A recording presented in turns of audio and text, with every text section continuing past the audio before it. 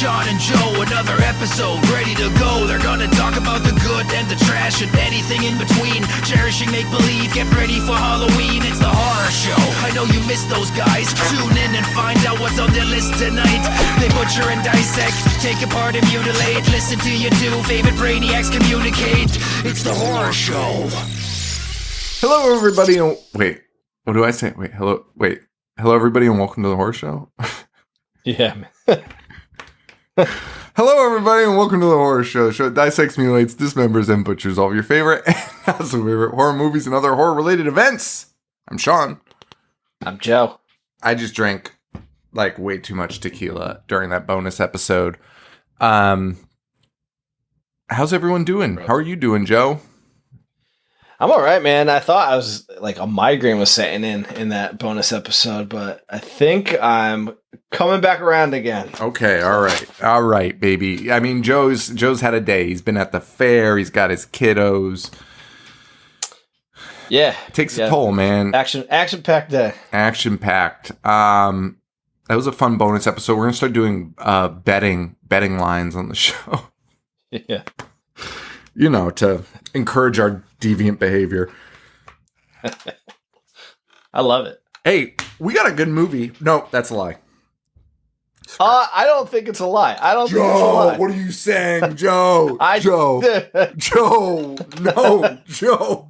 No, Joe. It's funny that this is your reaction because after the movie ended, I had that thought like out loud to myself, and I was like, "What's happened to me?" Like, I feel like this run, I've just been broken this whole past year. There's like nothing I dislike anymore. I thought it was fine, man. Why? It was kind of fun. Why, Joe? No, Joe, no, dude. It was. Oh no! Come on. We're doing Amityville 3D. But dude, the best part about this movie is that they use 3D. Every 3D gag has nothing to do with fucking ghosts. we talk about the Friday the 13th 3D with the rake. This is unreal. This guy uses every inanimate object to point at the screen. Bro, except, dude, and a ghost could do anything. So you have so much like flexibility for like something to float towards the screen. Dude, even an orb just coming to the screen. The 3D effects were like for the most ridiculous shit you could imagine. I wrote almost all of them down because it's unfucking real what he decided to use as a 3D effect and what limitless potential with a fucking ghost movie. With 3D effects, right? Because you literally could just have shit coming to the screen. Like, fucking, they pick something up, it's invisible, and it throws to the screen. Anything. And instead what they choose is, like, the shit the humans are holding. I have never seen anything like it. Oh, my God. Okay, so... It's only a year after Friday Part 2, so the 3D phase is still, like, very much... Or not phase. The 3D craze is still very much a thing. Like Jaws 3D is at this time. This could have, like you just said, capitalized so hard and propelled this movie into something even bigger if they had any idea of what to do with 3D technology. Joe, the Amityville is like the most wasted franchise I've ever fucking seen in my life. And now I'm so fascinated by it. I'm so fascinated by it now. Like, I almost want to just keep watching them because I can't, dude, like I can't even fucking believe this is a thing. So this is actually the last movie that is released theatrically until the remake. And then so four didn't. Hey, Joe, would you like to take a guess at how many were released in between this and the remake? Okay.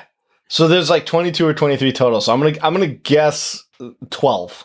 No, that's actually less somehow. They crammed a lot in the back end. They were back end heavy. They loaded the back end with all of them.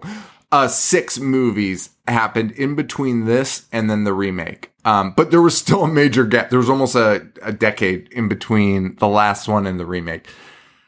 They do 4 as a TV movie in 89. They do the Amityville Curse direct-to-video in 1990. The rest of these are direct-to-video. 1990. They do Amityville, It's About Time in 1992. What is the plot of that? Do you have a synopsis of that up? Because what are they referring to? I'll pull it up. Dude, I should have thought of that when I wrote that down. Because I wrote it down like with a note like, LOL, what the fuck is that? Like, that's insane. Are you looking it up right now? I am. All right, I'll continue to read. 1992. After that is Amityville: A New Generation in 93, and then Amityville Dollhouse, which I actually remember the cover of pretty vividly. I do too. Chesterfield disc. Yeah, in 96. And then the remake in 2005. So a 9-year gap in between Dollhouse and the remake. What is our synopsis for Amityville: It's About Time? So you know how like there's a blurb at the beginning of the Wikipedia page? It offers me absolutely nothing. Just for some reason has like everybody's name that's involved with it as the synopsis. That's all it is. Hey, this guy's in it. Okay. Dude, it's about the story time. is... Okay, it makes sense now. The story is a family buys a clock from the old Amityville house. Oh, this is the clock one. This is the clock one. And the evil travels into the clock. So the It's About Time. Well done with creating that subtitle. I've heard about this. The clock, they got sick of the house. And then they were just like, now it's the Amityville clock. Listen, as idiotic as that sounds, honestly, kudos. Because you want to try something fresh, right? What's that? Well, it's better than blowing up the house every movie and then the next movie starting out being fine with the house. with the real estate agent just selling it. And seemingly always selling it for the first time. 1, 2, and 3 just ignore each other. They just don't even acknowledge each other, which is nuts because Dino De Laurentiis, he produces this again. He does, but as I said last week, the lawsuits came in heavy after part 1, and yes. Dino had the piss suit out of him by the Lutz family. So Amityville 3D is not promoted as a sequel, and the name Lutz is never used once. But it does reference the actual crimes, so I guess you can make a case that it's connected to part 2. It's a strong case. Yeah, they did. They talk about the DeFeos for a minute. Good old Meg Ryan shows up. The Queen Mangle expert. Dude. The queen, the original Mangle expert, because pre-internet days, pre-true crime podcast, she is just popping into every room and reenacting the crime scenes and finding like mysterious pits and describing exactly what they do. And also the Ouija board queen. The Ouija board. She's amazing. She's incredible. Every fucking time she's on screen, she's like, all right, I'm going to break this out for you. Also, my favorite part in the movie is Meg Ryan talking about people having sex with ghosts. And yeah, it's my favorite moment. Be like, maybe that's why your dad bought this house. And she's like, big old ghost boobies. Big old ghost biddies. And Lori Laughlin's like, nah, my dad's not like that. I'm like, bitch. Yes, he is. Yo, could you imagine if you had a ghost with big old ghost biddies roaming through your house?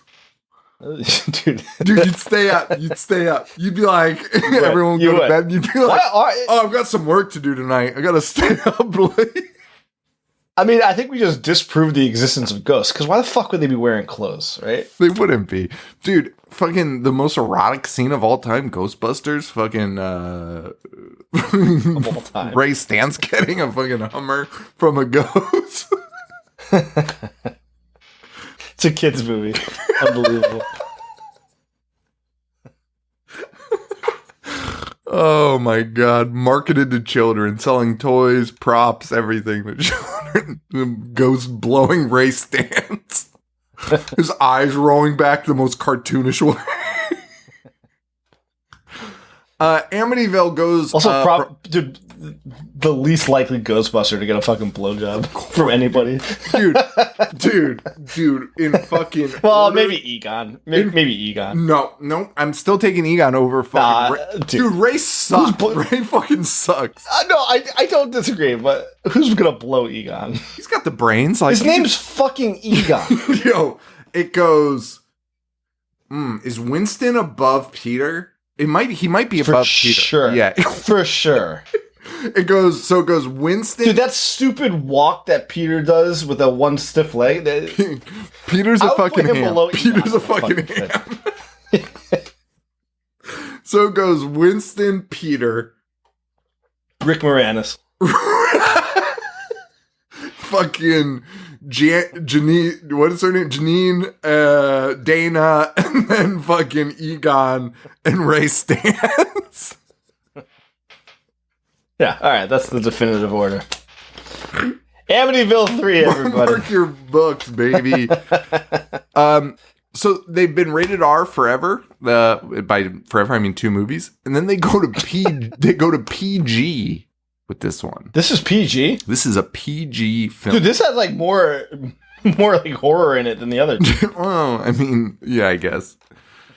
And well, also, maybe not part 2. Also, somehow, fucking 12 months after part 2, so like Dino was like, "This is gonna be a fucking hit," and like started filming immediately. 2 came out in September '82. This is November '83. So like they got cracking. Yeah. And then he was like, let's make it PG because that's what everyone wants to see. It was a fucking bust. Naturally. $6 million budget, 6.3 box. I mean, when you can't use the name Lutz, whether you agree with the Lutzes, you believe the Lutzes were the selling point of part 1. Like, right. And I think this movie was supposed to take a jab at the Lutzes with the people at the beginning. So this movie takes a jab. It's I don't want to say jab, but it's based off Stephen Kaplan, who at the time was spending all of his money and effort into disproving the Lutzes. Like he dedicated his entire life into proving that the Lutzes were full of shit. Really? Yeah, so what I love most about this guy is he is listed as an American paranormal investigator, the founder and the director of the Vampire Research Center and the Parapsychology Institute of America, and he also classifies himself as a vampirologist. Those aren't things. Yo, it's like when the History Channel does the history of vampires at like Halloween time. You know what the history is? There's no history. It's a fucking book. It's not a thing. It's not a thing.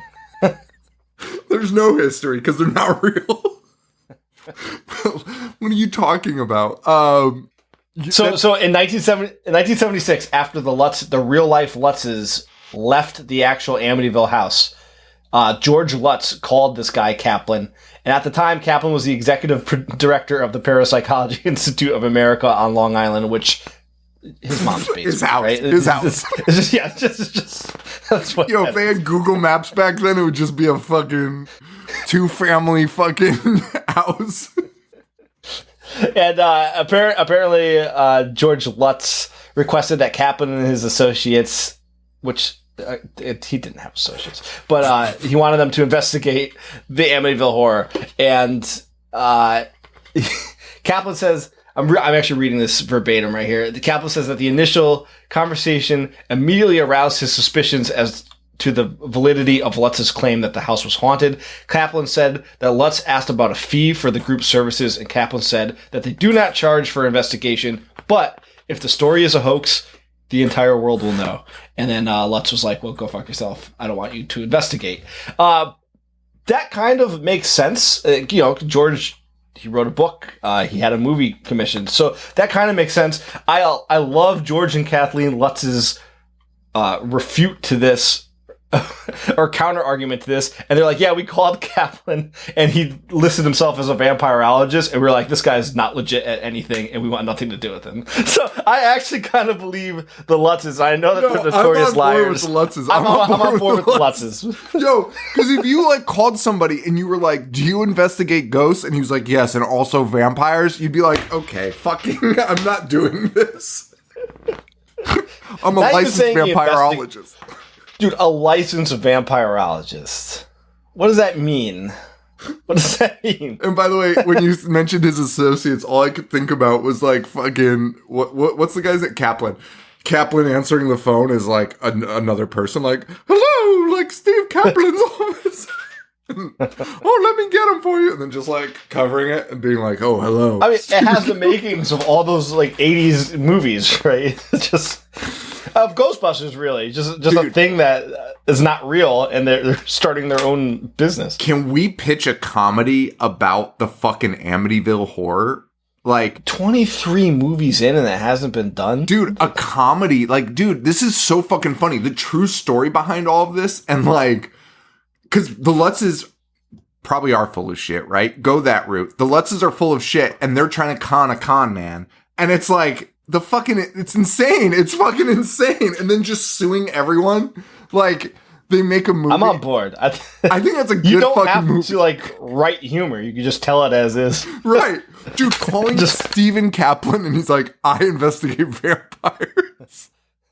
And then getting into a feud where Kaplan's like, I'm going to make sure they fucking look stupid. Yeah. Dedicating his life to it. Yeah, because that's crazy. Dedicate your life to that. Because of all the houses that could be haunted, that's probably the one. That's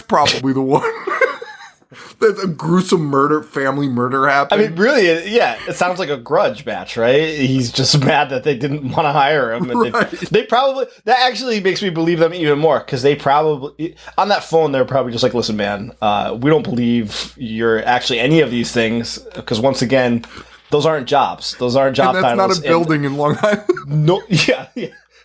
We went to your headquarters and your mom answered the door. Nobody's giving degrees, nobody's giving PhDs for these things that you're claiming to be a doctor in. So, and he probably took that to heart, and he's like, "I'm going to ruin these fucking guys' lives." And to an extent, he did. To an extent, he succeeded. To an extent, he did. He really fucking did. And it's weird because I have a lot of notes about the doctor in this movie, who I kept putting doctor in quotes because I refused to refer to him as a doctor because he's kind of Steve Kaplan, now that you're telling me this. I did not know this in advance. This guy that in this movie is like the doctor of like, what did they call it? Like psychological. No, it wasn't even psychological. It was like the unknown, the paranormal kind of. Yeah, I'm trying to, I mean, they're paranormal investigators. Well, they are, but Dr. Elliot West. Dr. Elliot West is like, he does something else, and it's like kind of related to this. And he kind of follows the Kaplan vibe that you're talking about. He's like an MK Ultra guy. Like, he's doing like, you know what Eleven does in Stranger Things. He's like conducting these experiments on people. I will save it, I guess. I guess we actually do have to get into this movie. But it's so funny because that, dude, now that you say that, like, I didn't think this while watching it, but now you say that guy is Steve Kaplan. Yeah. But the main character is based on Steve Kaplan in real life. And not Steve Kaplan at all. That guy fucking like, sucks. This guy's, dude, this guy, John Baxter is way more put together than Kaplan. Yeah. Well, I mean, he is, but like John Baxter's the bad guy in this movie. I'll prove it. All right, tell me why. All of these movies, dude, 1 through 3 are dead. Well, I guess I shouldn't say 1, but 1 teeters the line. It's just like deadbeat dads of Amityville. It's just like the fucking pits. This guy treats people like fucking dog shit. If they say anything related to like ghosts, he's like, you fucking stupid idiot. Like, fucking dummy. Dude, his best friend and partner dies. And he's like, yeah, she was all fucking wrapped up in this fucking thing. One of the greatest death scenes in movie history. Dude, Sean, that scene alone makes this movie good. No, Kaplan's death scene at the end is the fucking greatest. From that lady's death on, the movie is A+. The movie is fucking A+. It's not. It's not, dude. The end, dude. They like. It's so weird. Okay, let's start talking about it. So we talked about the lawsuits, the remake. This is directed by Richard Fleischer, who made tons of movies, tons and tons. Conan the Barbarian. So he was known. Yeah, he was known for his B movies, and then he did things like Fantastic Voyage. He did Dr. Dolittle. Like that's crazy. Like the original Tora. Yeah, man. Yeah. Like he's an interesting. For some reason, man. my mom would watch that like once a week. Biggest Tora fan ever. Well, tell her to check this one out. It's probably up her alley. And then after Amityville 3D, they give him the reins of Conan and Red Sonja, and that's kind of how he ends his career. You got Tony Roberts in this, who's famous for his work with that pedophilic creep Woody Allen. You got he's in Popcorn, dude. He's in Popcorn.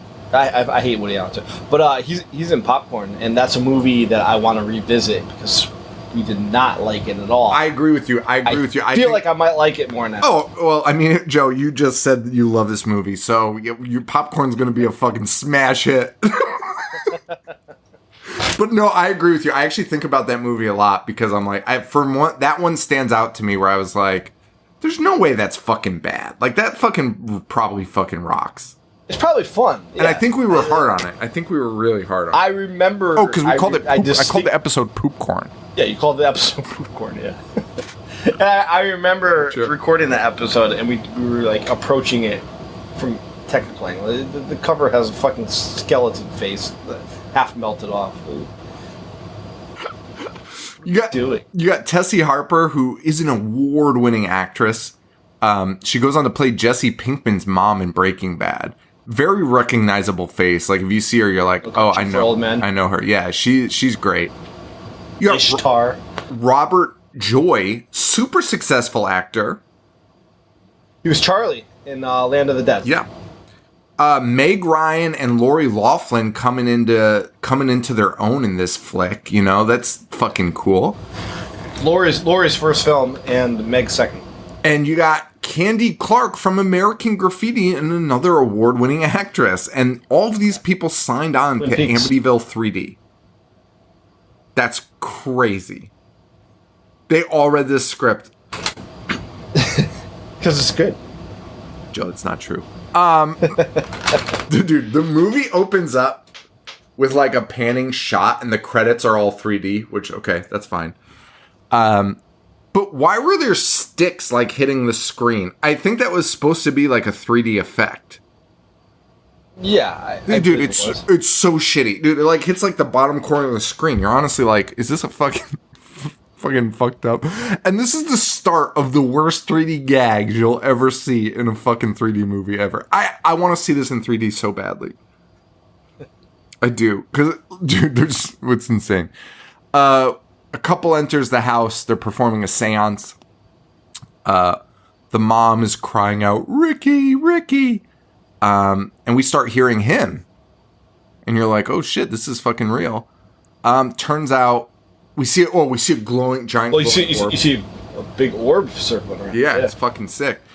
And then immediately they just start snapping pictures. They're the paparazzo. They got him. They got. And then these are just some scammers that rented out the Amityville house and performed fake seances with all the bells and whistles.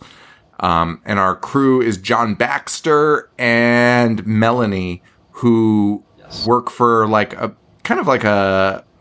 kind of like a tabloid, right? Yeah, and they're essentially investigative journalists that try to expose fraud cases. Yeah. Dude, the old lady that was performing the seance spits on Melanie's face. Fucking unreal. Dude. I feel like she might have fucking spat on her in the fucking movie. Like, it was fucking crazy. It was fucking... Spitting on someone is nuts. Spitting on someone is nuts. That's like the most unforgivable offense to me. It really is. You can punch me in the face all you want, dude. If you fucking spit in my face, like, I don't even know. That's so fucking gross, dude. It's disgusting. And then we meet that professor of psychic studies. That's what he was doing. It was psychic abilities. Who they call him over and he's like, well, let's go to the basement with the lights out. That's it. We hear flies. We see the window pane freeze. Okay. Richard Fleischer Love flies. was scared shitless from the fly scene in the first one. Because that is, like, that must have been his biggest takeaway from that movie. It was like, that was the scariest fucking thing I've ever seen. Because I've never seen more uses of fly buzzing and just flies in general than I have in this movie. The movie ends with a fly. Yo, Richard Fleischer thinks the flies are the bad guys in Amityville. They're the ones causing all this mess. He fucking loves them. Hey, Beelzebub is the Lord of the Flies, so maybe he's onto something. He is onto something, man. Hey, and then everyone leaves. And that's the end of the movie. So, end of story. No, we come back the next day, and this time the owner shows up. And he's like doing the whole thing like, oh my God, I can't believe they did this here. And this is where I start hating John Baxter because immediately he's like, well, I think you might be fucking onto it. And dude, he falls into a fucking hole in the ground and he's like, holy shit. And John Baxter's like, slapstick. I mean, that saying that's a hole in the ground, he falls through a floor, like a plywood floor. It just breaks away and he's holding on to the legs of a chair. It's so silly. I almost just spit my drink everywhere. Yeah, it's nuts. It's fucking nuts. It's not just a fall. Yeah, and then that opens up, and then John Baxter's like, dude, it's a sinkhole in the house, and all the characters are immediately like, that must be a gateway to hell. And then John Baxter's like, I'm gonna buy this house. That would be. Dude, it's so glossed over. John Baxter just goes, oh, it's just a well. Just a well in the basement. Fucking ridiculous. Fucking idiot. Why would the plywood floor give way? Why would there be you just cover up the fucking well? What are you everyone's just putting boards on it? Like, what the fuck are we talking about? And is the well the bad guy? I think it is. Yeah, I mean, given the ending, I think you could make a case for that. The well. Like, everyone clowns on that fucking clock Amityville. This is like the well Amityville. Fucking way worse. Cue Laughlin and Meg Ryan. We get to meet them for the first time. Laughlin is John Baxter's daughter, who is the lead investigator. And the mom is furious. The mother, Mrs. Baxter, is furious because he has decided to buy the Amityville house. The mom is right in every situation in this movie. Except the end. Okay, except the end. I was gonna say except the end, but also she is right. But she's even right about that. Yeah, because she's even like, what the fuck even is everything? Like, what is life? Which is a good fucking response if this was happening to you. You're right. But she's like the level-headed one, and she's like, you're a fucking idiot. Like, you're a fucking idiot and an asshole for buying that house. Like, why even buy it? Like, what are you fucking doing? Like, go fuck yourself. And to the point where it almost seems like they're divorced because he just goes and lives there. And like, I thought they were. That's what I thought too, but they're not. No, they're not. And that comes apparent at the end. But they are the most estranged couple I've ever seen. And it also seems like he's romantically involved with Candy Clark. Melanie, yeah. Her name. That's what I thought forever, dude. So when the mom came in the picture, I was like, who is this? Yeah, because the mom walks in and Candy Clark and Melanie is like, no, the daughter comes in and Melanie is pissed. Yeah. Yeah, it's so fucking weird. Meanwhile, while this is happening, Melanie, speaking of her, is developing photos, and she notices some weird, discombobulated photos of the owner of the house's face. Cut to the owner. His name is Cliff Sanders. He goes to the house looking for Baxter. Instead, he finds 8 billion flies. This is an opportunity for a 3D effect. Instead, they just do these fuzzy dots flying. They're not even like flies. Like, they're just fuzzy dots like floating around the screen. And I'm like, this is the fucking worst. This is the worst thing I've ever seen. Until Dude, Richard Fleischer unleashed a box of actual flies onto this man's face, right? Because those are real flies. I've never seen anyone so engulfed. I've never seen somebody get their ass kicked by flies before. These flies jump this dude, beat the shit out of him. He's fucking deader than a fucking doornail. Which makes the next scene so much funnier because Melanie shows up, right? Okay, wait. Back up. The owner dies from flies, via fly. John Baxter then shows up, finds him dead. That is a... No. He's not quite dead yet because we have to watch him. Dude, we have to watch him do the final gasp. Just from flies. He got his ass kicked by flies. John Baxter is there. That's a traumatic event to watch any human being die. You're not really going to do much that day. You're probably going to pack it up and go home and just like hug your family. Correct. And also, I don't think you can do much in that house that day because it needs to be investigated. Right. Instead, Melanie shows up that same day. John Baxter is washing his hands, and Melanie's like, "Hey, man, what are you doing?" And he's like, "The fucking owner just died." And she's like, "Okay, cool. You want to look at these fucking pictures? Because they're pretty wacky." They gloss over this man's death as if it's nothing. Dude, they give no fucks about this man's life. Life continues, no questions asked.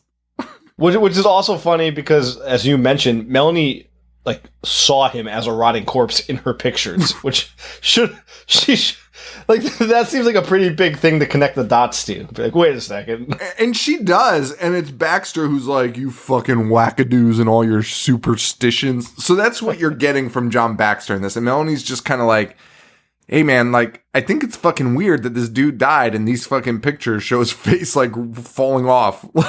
That seems odd. That seems odd to me.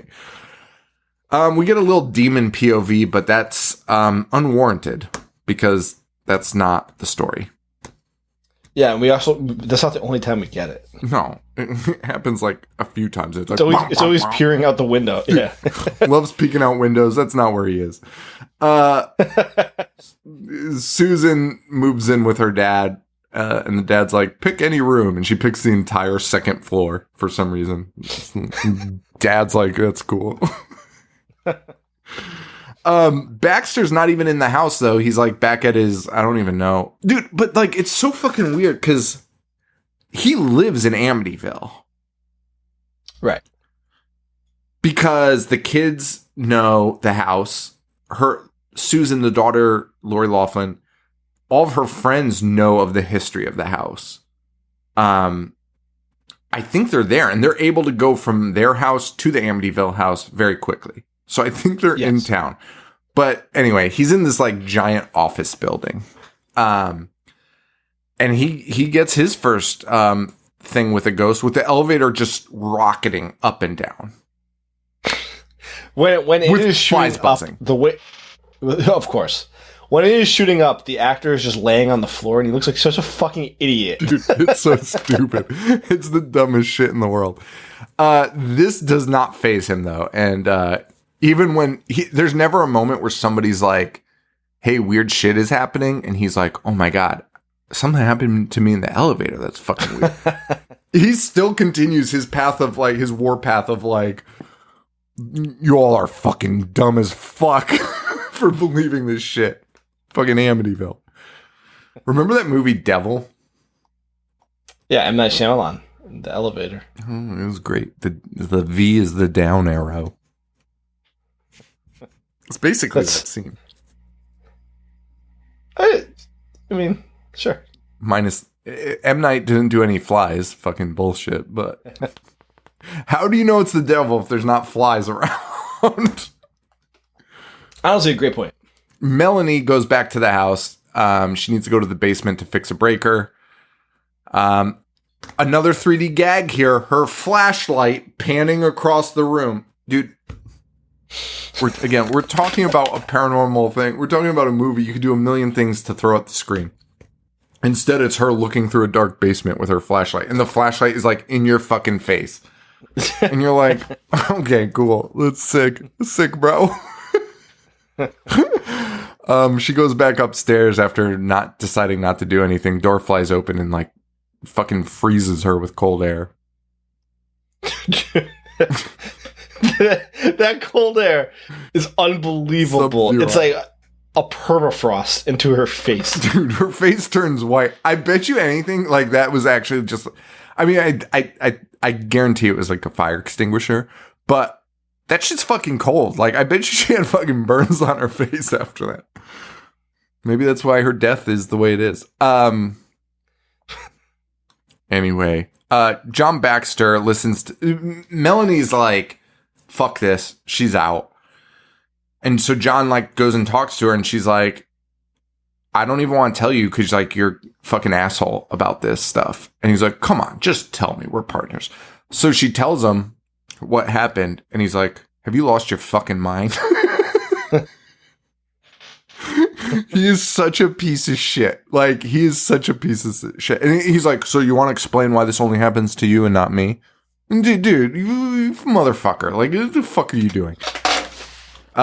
Meanwhile, the doctor, in air quotes, from the beginning of the movie, we cut to him torturing human beings, who we find out he just like casually turns around to talk to fucking Baxter's wife and is like, yeah, she's been in sensory deprivation for 52 hours. It just fucking breaks you. And you're like, what the fuck?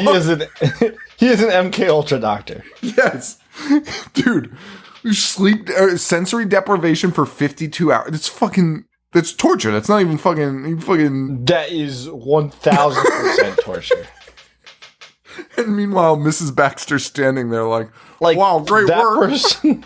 That person will not be the same when they come out. No, even he's like, the brain will just fucking break. After a certain point, they'll just fucking kill themselves. Oh my god. John Baxter's wife is there. But she interrupts this incredible work to be like, hey. Yeah. Does he even say what he's trying to achieve? No. Why he's doing this? Just torturing people. She's like, this is all really well and good, but my daughter, I think, is going to the Amityville house and being weird. And he's like, sounds like it. Sounds like somebody should do something about that. But not soon enough, because Laughlin and Meg Ryan go to the house just to hang out, because the dad's not there. And this is where Meg Ryan gives us her fucking full Mengele expert thing about ghosts having sex. And dude, She says it like a fact. She's like, did you know ghosts fuck people? She says that with such conviction that I almost wanted to look it up. Dude, I just like bought into it. I was like, yeah, that's a thing. And then I was like, wait, what am I saying? Ghosts, first of all, ghosts fucking aren't real, but they're definitely not fucking people. And she's like, women say it's the best fuck they've ever had. They've ever had. Oh my god. And then she's like, yeah, your dad's there with the fucking ghost with the big old boobs. And I'm like, oh man, this is fucking wild. And then she retells the DeFeo story and using the name DeFeo, which why didn't anyone else before? But probably all the lawsuits, I guess. It was the lawsuits. Yeah. Imagine if Meg was like, hey, did you know that the sister and the brother were fucking and the sister might have been in on the murder? That goes into the fucking the Joe dialogue from last week of fucking conspiracies of it all. And Lori Laughlin's That's like, true Mangle. Lori Laughlin's like, you need to get the fuck out of this fucking house right now. Fuck are you talking about? She knows more than anyone though. Meg Ryan, not Meg Griffin, yells into the well and gets a yell back. Yeah, probably a sign to leave. Yeah. Forever. All of these people get multiple signs to just like, this house actually is haunted. And again, the mom's 100% right, because we cut to her who's like, just like berating the Laughlin and the dad. And she's like, only a guy with a colossal fucking ego would buy that fucking house to live in. And she's 100% right. What she's right. Fucking asshole would do that? Only somebody that's like, I'm so fucking smart. You know what I mean? Like, who the fuck would buy that? You'd have to be a fucking Steve dickhead. Kaplan. Steve Kaplan. Later that day, Baxter goes to the bathroom where water's running and the walls start closing in on him. That does not faze him. Dude. Whatsoever. Like, the elevator scene, I can forgive. Like, if we're talking about a real life experience, if you're the biggest skeptic in the world, and you buy a notorious haunted house, I get it. Like, if something like that happens to you in the elevator, you'd be like, well, that's fucking weird. But after hearing, like, your partner experiencing something in the house, and then you would start being like, well, the two of us experienced two weird things. Once you see walls start moving, you're like, you know what? I'm good. I'm out of here. I don't have to tell anyone I cracked. I don't have to reveal I'm not a skeptic anymore, but I'm out of here. And your partner isn't even, like, upset at this point. She has quit. Like, she's done. Like, she's like, fuck this. Somebody you've known and done this with for years. Yes. And they mention this is what they do. They go to fucking haunted houses and disprove them. They fucking go to fucking psychics and disprove them. Like, spooky shit. They go and disprove. And this is the first time she's like, I'm fucking done. I'm not going back. Yes. And he's like, you fucking idiot. And Melanie, speaking of her, gets taken out by her car gets taken over by ghouls. Dude. Okay, so this is the scene, and like, this is not a very long movie, and we're moving pretty. Like, I feel like we're moving more quickly than we normally do. That's also what I like about this movie. Like, it's not overly long, and I think the pacing is perfectly fine for a haunted house movie. Yeah, for sure. No. Well, the pacing's okay. So she gets into the car, right? And 3D gag, pipe goes through the window, misses her by like Final 7 Destination. Feet. Yep. Not even close. Not even close. Not even close to her. Not even a concern. But then she just gets lit on fire. She catches on fire, and that's the end of that, dude. She gets fucking roasted. Dude, you are short selling that though. Her fire death is extravagant. Yeah, and it's kind of crazy. It's worth noting that she took pictures of the house. She found a demonic face, and she's taking those pictures to show John, and that's what catches on fire. You know, the car gets taken over by the demon or whatever, and the pictures actually light on fire, which she tries to put out with her hand, that's pretty ill-advised from trying to put out a fire in your car. But her hand's not the thing that catches on fire. Her entire outfit bursts into flames. It's the fucking best, dude. And then some guy comes to try and rescue her because the entire car is on fire, and there's nothing left. She's just burnt to a crisp, and the prosthetic, the makeup effects on that are fucking top notch. Dude, it's a disgusting corpse. Like, you see her silhouette in the thing, and I actually started laughing because I was like, there's just like a skeleton sitting in the front, and that's fucking hilarious. But when he opens the door, it's actually pretty fucking disgusting. Like, it's a burned person. Like, it's fucking gross. She's completely charred. And also they have like the second death gag where she moves, like sits up. Dude, she is a skeleton. Like, she's a fucking skeleton. And her arm fucking moves, and you're like, what? No muscles to move the fucking bone. Oh my goodness. Our next 3D gag is a guy shooting the paper off the end of his straw into the camera. At a restaurant. I fucking love the dedication to bullshit 3D effects. What the fuck is this? These are the love interests to the gals. I thought they would play a bigger role, but they don't whatsoever. Actually. No, I mean, the movie's almost over, Sean. Yeah, so that's what I was going to say. Like, we get to a point where this all finally comes together, and the doctor of the psychic abilities shows up. He shows up with 15 minutes left in the movie, and I was like, what the fuck? I think it's less than that. And that's like the arc, right? That's like the, holy shit, we think some... And by the way, even at this point, John Baxter doesn't believe it. Right. He's doing this to make his wife feel stupid. Which we didn't even get to the scene yet. No. A very traumatic event happens, and he is still doing this to be like, you're out of your, like, get a grip. She is mourning. This is a devastating thing that's happened, and all these people are experiencing it, and death is abound, and he's just doing it to be like, you're dumb. I'm not. And it's the opposite of what we were saying last week with Amityville 2, whereas Amityville 2 should have ended, and they, for some reason, make it last another 45 minutes. This arc should have happened like 60 minutes ago. Dude, it's crazy. And they just have it for the last 5 minutes.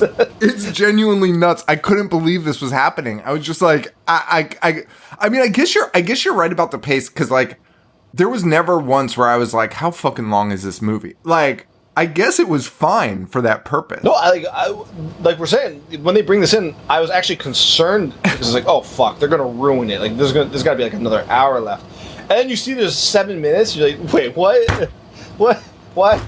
How is this gonna get resolved now? But it's quick up to this point. So. Wait, where's my shit? So yeah, we meet those love interests. The mom heads to the house because she hasn't heard from Lori Loughlin, Susan, for a while. She gets there, the house is empty. Susan walks in absolutely soaked, just sopping wet. She walks up the stairs, not speaking, right? Mom goes and follows her. Meanwhile, Dad pulls up outside and sees somebody being pulled out of the water. Yes. I will give this movie credit for this moment, these scenes right now. This is a terrifying, like, this is a good horror scene. This is, and it actually, like, it fucked with me. Like, I didn't understand what was happening. Do you know what I mean? Like, because I was like, did Lori drown this person? Were they like, you know what I mean? Like, I didn't know what happened. See, I picked up, as soon as you saw the body coming out, I was like, holy shit. Oh, I didn't pick up on it. Dude, I picked out immediately, and it honestly gave me chills because it's like those scary stories you read in the Dark Tale. Yeah. It gave me that vibe because it like the same type of ghost story that you always see. Like somebody sees the ghost, but then they get the phone call. It's like, this person just passed. Yeah. Wait, what? They're in the room right now. I just talked to them. Yeah, I'm getting goosebumps like that. Love that shit. I think that shit's awesome. Yeah. I actually I want to do, I think maybe for October this year, because we've committed to not doing Disney this year. I didn't commit to shit. No, that's what you said. We both agreed on it. But here's my thing. I'm into ghost movies right now. Honestly, since Amityville, I'm like, I love this fucking... Dude, I put Tale of Two Sisters up on our Plex. I put 2 other ghost movies. I forget. Oh, the others. Woman in Black? Woman in Black's on there. The original, right? The BBC movie? BBC. The best. The fucking best. Fucking best. Dude, ghost movies are so fucking cool, and no one knows how to fucking do them. There's like 3 good ones. Fumbled a lot. Yeah, there's fumbled a lot. It's crazy, and honestly, the Americans, like, I think, fucked up the ghost thing. They fucking ruined it. They fucking ruined that shit. We made a mockery of ghosts. These other countries know how to make ghosts scary. And this movie, the spookiest. So, while the mom's going up to follow Lori Loughlin, the dad pulls up in the driveway, sees somebody drowning, runs over there. It is Lori Loughlin. She has drowned in the fucking boat. And we still cut to the mom following Lori around the house, being like, Susan, like, trying to find her, trying to, like, get her. Doesn't. She hears an ambulance, runs outside. Right? Yep. Sees Lori there. Or, yeah, she does see him. She does see her. And the husband is like, John Baxter is like, she drowned. And the mom's like, no, she didn't. She's fucking inside. Right. And she believes it so much that she does not even attend the funeral. Right. It's fucking crazy. It's haunting, man. That's just, that's like, it hits you hard. Until she gets into that mode, I was like, I would just fucking murder my fucking husband. If I walked up, because like this whole time she's been like, this fucking house sucks. Stop letting our daughter go there. And then the daughter fucking drowns. Yeah. Like, that's fucking good. No, and again, it's heartbreaking. Again, the dad's the fucking villain. He fucking was like, hey, honey, pick any room in this fucking piece of shit house where everyone was fucking murdered. She's like, I'll take the murder room. And he's like, okay, that costs 1 hug. Fucking idiotic, dude. Fucking Amityville Deadbeat Dads, the series. Fucking assholes. Anyway, they go into that house. into the portal of hell. Well, okay, no. Sorry. So they call Elliot West, who brings 8 billion pieces of equipment. They're filming everything. They're recording everything, recording the audio. They got all these fucking monitors and shit.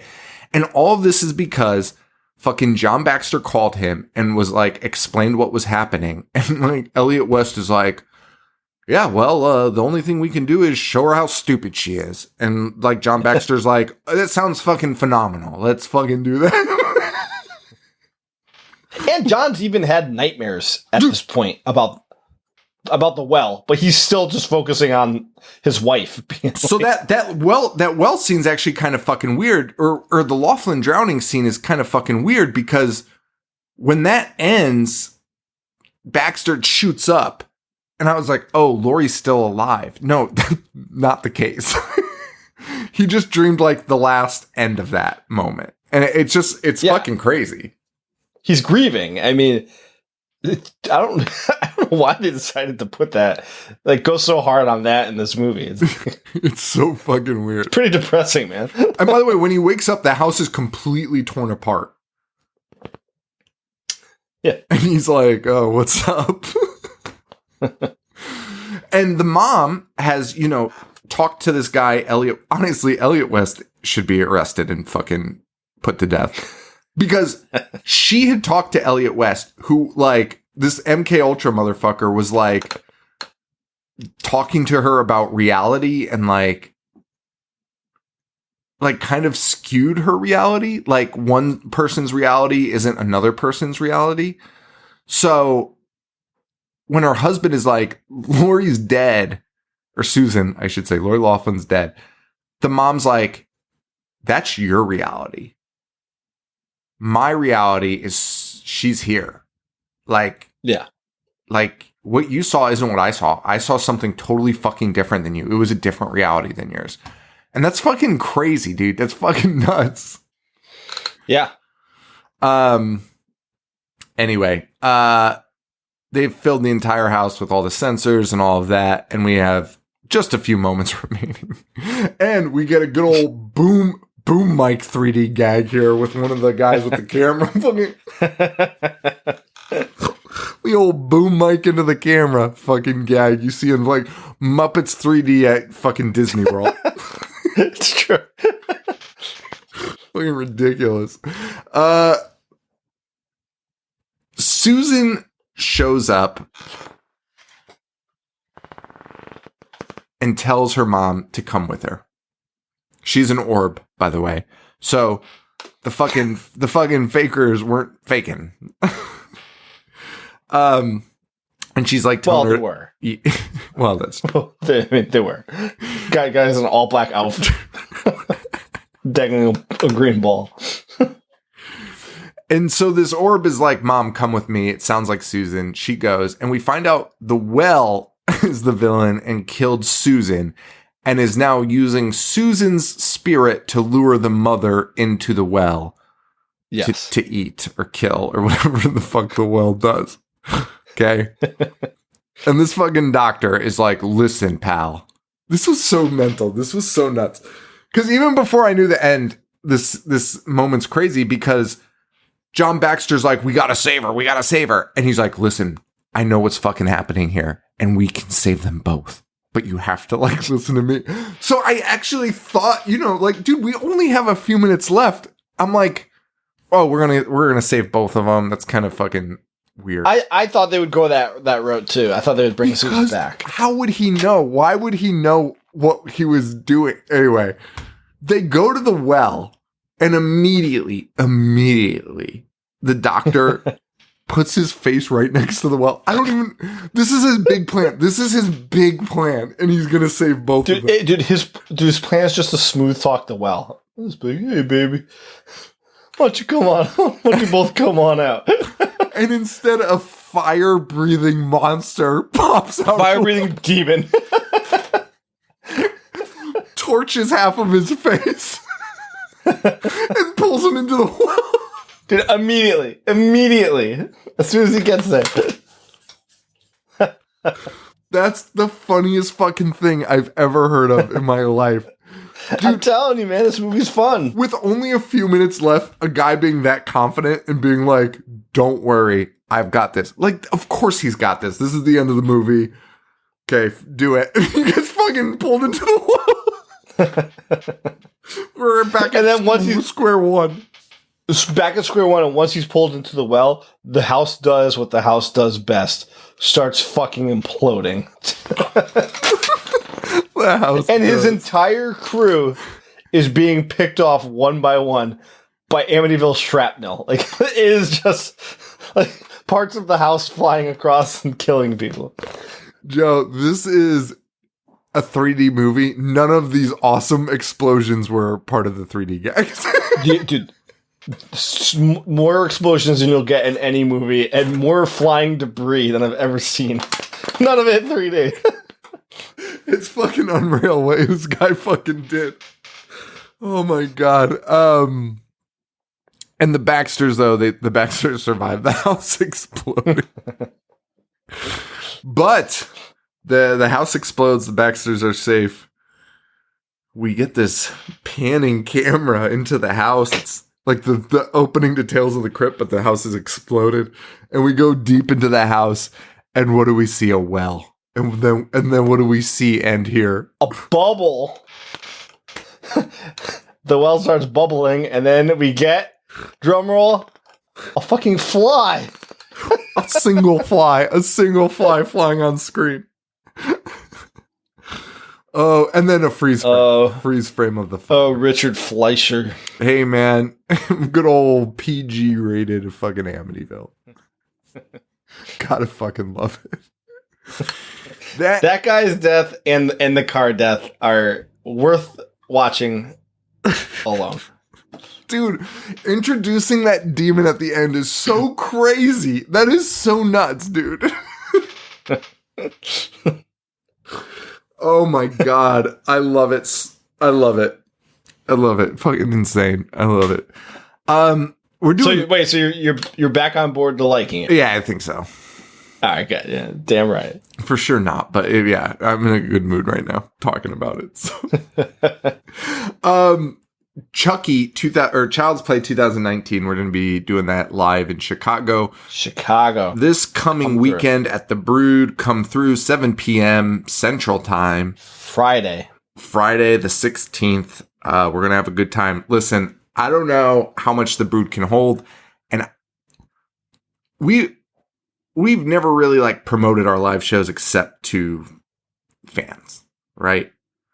But this time we gave the Brood flyers to hang up and to give out like 500 of them or something like that to hand out to people, like little flyers.